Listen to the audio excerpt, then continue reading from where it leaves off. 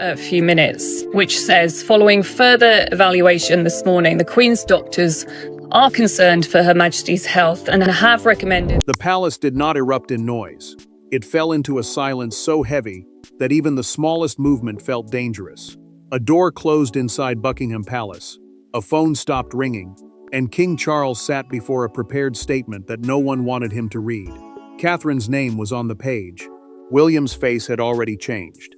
And within minutes, the monarchy would be forced to admit what it had tried to hold back.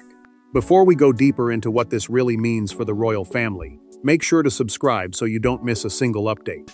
Charles knew the words would wound more deeply once they left his mouth. The king had confirmed that Catherine would step back from all public royal duties because her health crisis had worsened, and she now needed recovery away from public pressure.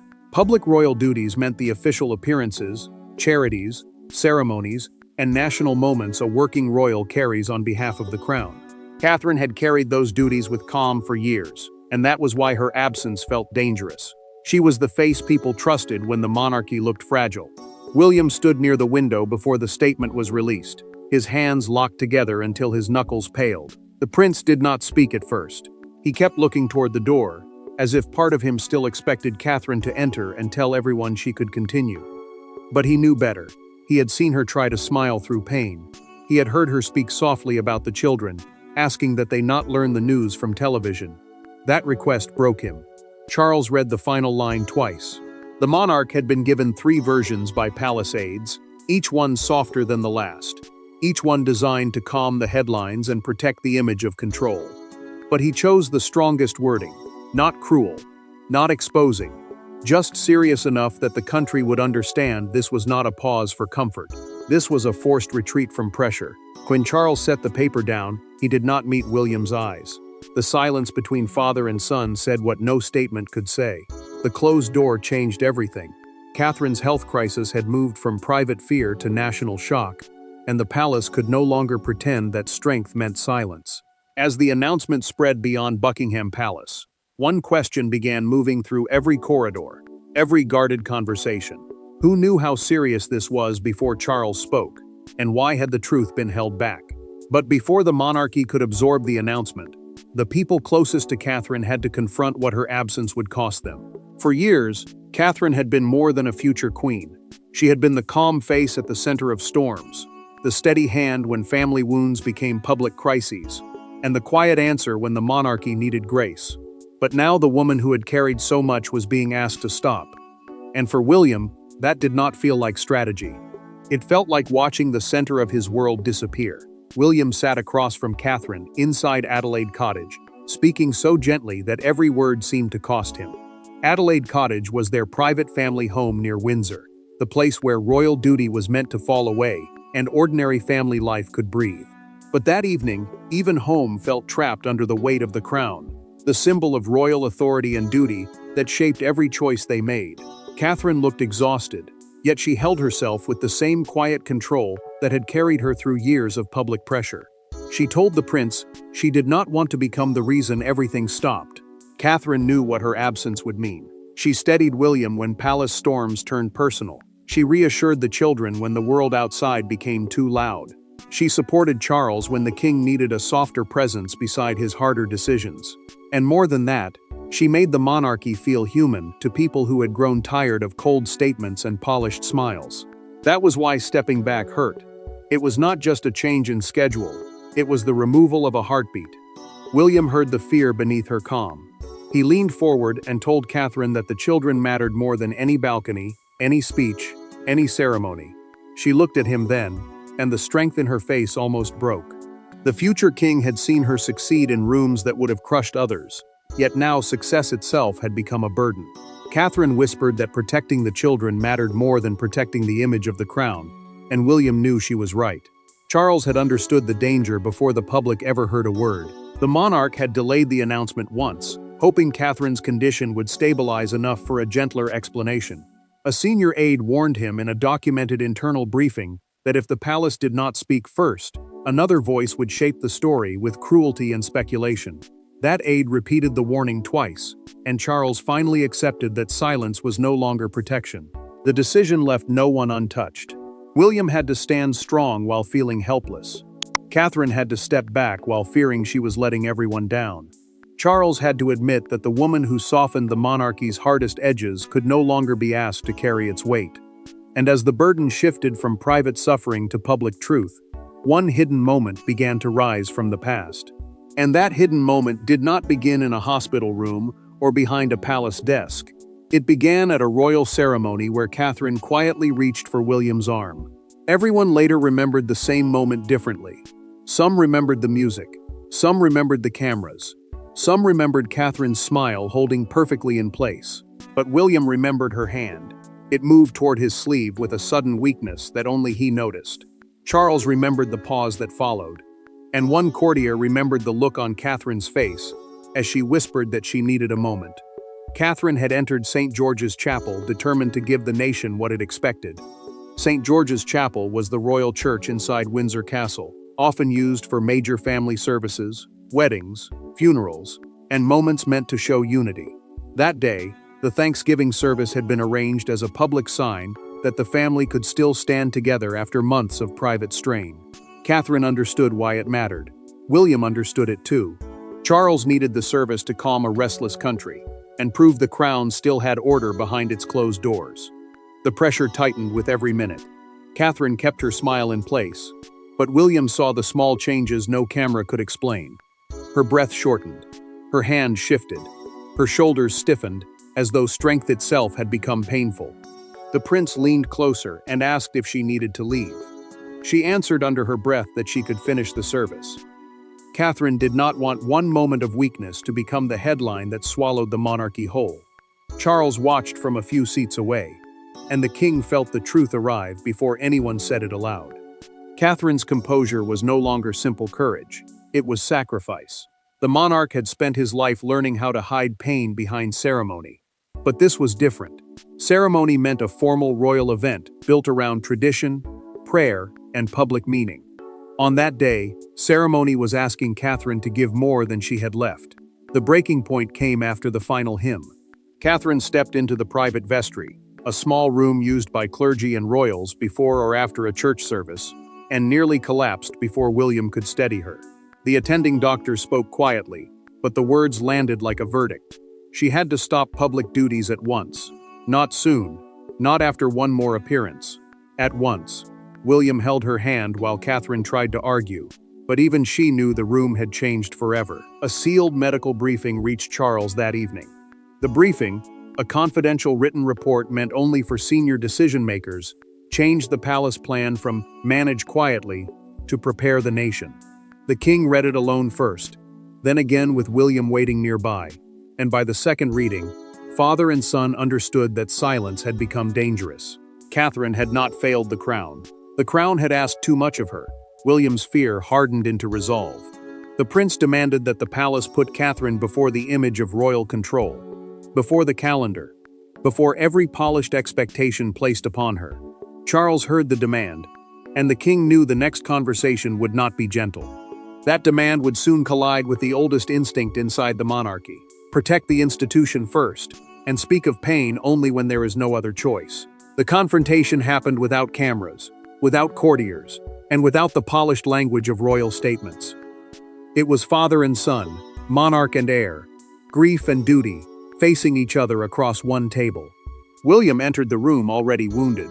Charles was waiting with the file open. Neither man raised his voice at first. That made it worse, because the anger between them did not need shouting to be understood.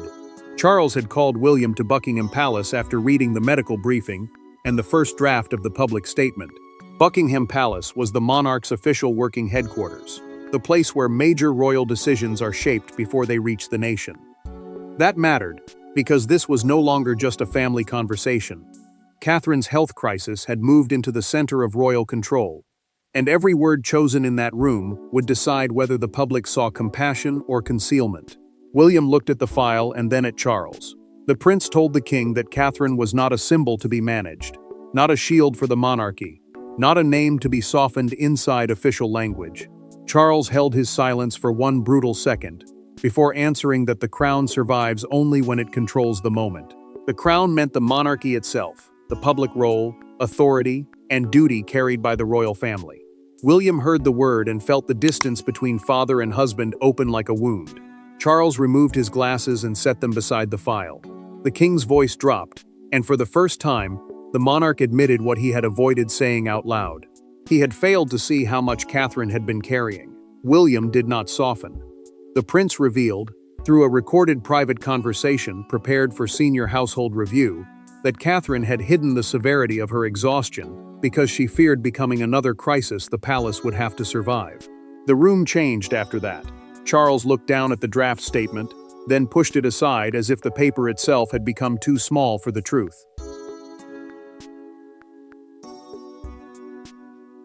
The monarch confirmed the announcement would not expose private details, but it would clearly state that Catherine's withdrawal from public duties was immediate and indefinite. Immediate meant there would be no final appearance to calm the nation. Indefinite meant no promised return date to comfort the palace. William absorbed the words slowly. The future king had demanded protection for Catherine, and now he had it, but the cost felt enormous. Charles reached for his pen, paused, and signed the instruction that made the decision official. The king had chosen truth over disguise, but the silence after his signature carried another warning. This decision had Charles's name on it, yet the force behind it did not belong to him alone. Because behind Charles's signature stood a quieter force inside the palace, one that understood exactly what had to change before Catherine could heal. In the monarchy, power does not always announce itself with crowns, speeches, or orders. Sometimes it appears as a folder placed on the correct desk. Sometimes it sounds like one carefully chosen sentence from a trusted aide. And sometimes it arrives through the person everyone underestimates until the room has already shifted. On this day, the decision to protect Catherine became bigger than compassion. It became palace survival. Palace phones began ringing before Charles had even finished approving the final instruction. The king knew every cancellation would carry meaning, because Catherine's public calendar was not just a list of events. It was a map of trust between the royal family and the people who depended on her presence. Patronage commitments meant the charities, causes, and organizations a royal supports, by lending attention, visits, and public credibility. Catherine had given many of those groups hope, and now the palace had to protect them without making it look as though she had vanished. Sophie stepped forward quietly, not with drama, but with the steadiness of someone who understood grief inside duty. The trusted confidant had seen how easily royal silence could become loneliness. And she knew Catherine needed more than a cleared schedule. She needed someone who would protect the work she cared about, without treating her like a problem to be managed. Sophie asked to visit her privately, and no one in the household tried to stop her. Catherine sat beside a stack of unopened letters when Sophie arrived. The letters were from charities, families, school children, and people who believed her attention had changed their lives. Catherine touched the top envelope but did not open it. She told Sophie she feared people would think she had abandoned them. The trusted confidant answered softly that stepping back could also be an act of service, because healing was not selfish when the alternative was breaking in public. Charles received the warning in a documented planning note from a senior household planner. The planner stated that if Catherine returned too early, the palace risked a second crisis far more damaging than the first. The monarch read the sentence twice, because it turned compassion into strategy. This was why the moment mattered. Catherine's recovery was no longer only about one woman's health. It was about whether the crown could learn restraint before its own demands caused deeper harm. William approved the removal of every near-term engagement Catherine had hoped to keep. The prince did it without speaking for several seconds, then placed the pen down as if the sound itself confirmed defeat. He knew she would feel guilty. He also knew that guilt could no longer be allowed to govern her body, her home, or her future. The plan protected Catherine, but protection created an empty space. Once her name disappeared from the calendar, others began moving toward that space with quiet ambition, careful sympathy, and hidden calculation. And as soon as Catherine's absence became official, the first wave of fallout struck the family with a force no palace memo could contain. The first consequence was not political, it was personal. A child asked why their mother's name was on every screen. A husband walked out of a room before his face betrayed him. A king stared at a calendar suddenly filled with holes. And inside the palace, every person understood the same brutal truth. Catherine's health crisis had become the monarchy's crisis, whether anyone wanted it or not. William returned home carrying a silence that felt heavier than any speech. Kensington Palace, the London residence and office linked to the Prince and Catherine's public work, had already begun receiving urgent calls, while Buckingham Palace handled the King's side of the crisis, and Windsor became the place where family pain felt closest. That mattered because the announcement had split the royal world into three moving parts at once: public duty, private fear, and the desperate need to protect the children from both. A small voice stopped William near the stairs. One of the children asked if Catherine was going away again, and the prince froze before he could answer. He had stood before crowds, cameras, and crisis before, but this question broke through every layer of royal training. Catherine heard it from another room. She closed her eyes, drew one careful breath, and stepped forward with a calm she did not fully feel. She told the child that she was still there, still their mother, still home. Charles faced a different kind of damage. The king looked over a royal calendar, which was the official list of planned appearances, visits, ceremonies, and duties used to organize the family's public role. Page after page carried Catherine's shadow. Events built around her kindness. Charities waiting for her attention. Communities expecting her presence. Public appearances were not just dates, they were promises. And now those promises had to be moved, softened, or broken, without making her look like she had failed. Palace aides discovered the truth almost immediately. Several major engagements had been shaped around Catherine's presence, proving how deeply the monarchy depended on the very woman it had nearly exhausted. A documented scheduling review revealed that her name had been used as the emotional anchor for more events than even William had realized. The prince read the note once, then pushed it away, because every line felt like evidence of how much she had been asked to carry. Charles gave one clear order. No one was to appear as Catherine's replacement. The monarch told his staff that her absence must be honored, not exploited, because pretending someone could simply step into her place would turn recovery into another performance. The king understood the risk. If the palace treated Catherine like a gap in the program, the public would see coldness where compassion should have stood. The fallout moved through every room. William felt helpless. Catherine fought guilt. Charles tried to keep control without making the family look heartless. But the real turning point did not come from calendars, aides, or palace instructions. With the palace moving around them, and the world watching from outside, William and Catherine were left with the one conversation no statement could soften. That night, the palace noise faded. No advisors, no schedules, no statement waiting to be approved. Just William and Catherine in a quiet room, where duty no longer had an audience. For the first time since the crisis began, William stopped speaking like a future king. He spoke like a husband who was afraid. And Catherine, still trying to be brave, finally let the silence answer for her. William sat beside Catherine after the announcement had already crossed every screen and every newsroom. The prince knew the world now had a version of their pain, but it did not have the truth of this room. The crown, meaning the royal duty, and public burden carried by the family, could not enter here unless they allowed it. That mattered because this was the first moment since the crisis began when they were not managing the monarchy. They were simply trying to survive as parents, as partners, as two people suddenly forced to admit that love had limits when duty kept asking for more. Catherine watched him struggle for words, and the silence between them became unbearable. William told her he should have stopped everything sooner. He should have seen the warning signs before the Thanksgiving service, before the meetings, before her strength became something everyone took for granted. Catherine shook her head and answered that she had been trying to protect him too. The future king carried enough pressure already, and she had not wanted her pain to become another weight on his shoulders. William looked wounded by that confession. The prince had spent years believing he was protecting Catherine from the harshest parts of royal life, only to learn that she had been protecting him in return. Catherine reached for his hand and finally said the words she had avoided all day. The hardest part was not stepping back. The hardest part was letting people see that she needed help.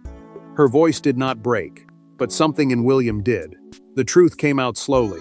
William revealed through a private recorded conversation made for their family archive that Charles had chosen stronger wording because the king believed the country needed to understand the seriousness of the crisis without invading Catherine's privacy. The monarch had not wanted cruelty disguised as curiosity to fill the silence. He had wanted enough truth to stop the guessing, and enough restraint to protect the woman at the center of it. Catherine accepted that decision, but acceptance did not erase fear. She asked William for one promise. The children must never feel that the crown came before their mother. The prince answered without hesitation. He promised that no appearance, no headline, no royal expectation would matter more than the home they had built. Catherine held his hand tighter, and for the first time that night, she stopped trying to look strong. That promise changed everything. It gave William a new kind of duty, one deeper than ceremony and harder than public service. He would protect Catherine not only from the outside world, but from the guilt that still lived inside her. By sunrise, the private pain of one family had become the front-page story of a nation, and the world began choosing what it wanted to see. The next morning, Britain woke to a royal story that did not feel like ceremony, scandal, or politics. It felt like a family wound made public. Newsstands carried Catherine's face beside words no one expected to read. Broadcasters lowered their voices. Crowds gathered outside Kensington Palace, not cheering, not shouting, just waiting. And for once, the monarchy's greatest drama was not about power. It was about absence. William watched the morning broadcast without saying a word. Kensington Palace, the London residence and working office tied to the Prince and Catherine, had become the emotional center of the nation's attention. That mattered because every camera outside its gates was not only waiting for movement, it was waiting for meaning. The public wanted to know whether Catherine's step back was a pause, a warning, or the beginning of something the palace had feared naming. William heard one commentator call her the emotional heart of the modern monarchy, and the words struck harder than criticism ever could. Catherine remained away from the noise, but her absence filled every screen. A restrained palace message thanked the public for support and asked for space around her and the children. A palace message meant an official statement released by royal staff to guide public understanding, without exposing private family details. This one mattered because it was not trying to perform strength. It was asking people to respect weakness, and that was rare for a family trained to survive by hiding pain. Charles received the folder of public reactions before midday. The king moved past headlines, columns, and printed posts until one handwritten note stopped him. A mother had written that Catherine had made her own daughter feel seen during a charity visit, and that she was now praying the princess would be allowed to heal in peace. Charles read the final line twice. The monarch had feared that honesty would damage the crown, but the public grief was not rejection. It was recognition. Then the front page arrived. A black and white image showed Catherine smiling during a past balcony appearance under the headline, "The Crown's Quiet Heart Steps Back." The balcony mattered because it had long been the place where the royal family presented unity to the nation during major moments. Now that same image became proof of what was missing. One broadcaster called it, "The day the monarchy learned that grace has limits," and the phrase moved through the country like a bell. William heard the line later and looked down, because he knew Catherine had spent years giving grace, until grace became another duty. Charles understood it too. The king's announcement had not weakened the monarchy by admitting pain. It had revealed the person who had been holding so much of its warmth together. And when the noise settled, only one verdict remained. Not from the palace, but from the emotional truth the announcement had revealed. Here is the final section script with your requested closing line added at the end. In the end, the devastating news did not destroy the monarchy. It stripped it bare. It showed the country that crowns do not protect people from fear, that palaces do not silence pain, and that even the most disciplined public figures can reach the edge of what they can carry. Catherine's crisis became more than a medical withdrawal. It became the moment the royal family had to choose humanity over performance. Charles understood the meaning of his own confirmation only after the noise settled. The king had not simply announced a change in Catherine's schedule. He had forced the palace to stop treating her health crisis as a matter of calendar control and recognize it as a family emergency. The monarchy, meaning the royal system of duty, public service, and inherited responsibility, had always been trained to move forward no matter what. But this time, moving forward meant stopping before more damage was done. William emerged from the crisis changed. The prince no longer seemed driven by the need to look unbreakable. He had watched Catherine carry pain with grace, and he had seen how dangerous that grace became when everyone around her mistook it for endless strength. Catherine had fought to keep their home steady, while the world expected her to keep the crown steady too. William now understood that protecting that home was not a private weakness. It was his deepest duty. Catherine gave him one final private reminder before he returned to public duty. She placed her hand over William's, and the gesture said what no speech could match. Love must come before image. Family must come before performance. The crown, meaning the public symbol of royal authority and expectation, could ask for service, but it could not be allowed to consume the people serving it. Catherine did not need to raise her voice. Her silence carried the lesson. Charles accepted that lesson, with the weight of a man who had spent a lifetime inside restraint. The monarch realized his announcement had not weakened his reign. It had given the royal family a rare chance to show honesty in a world that had grown tired of polished distance.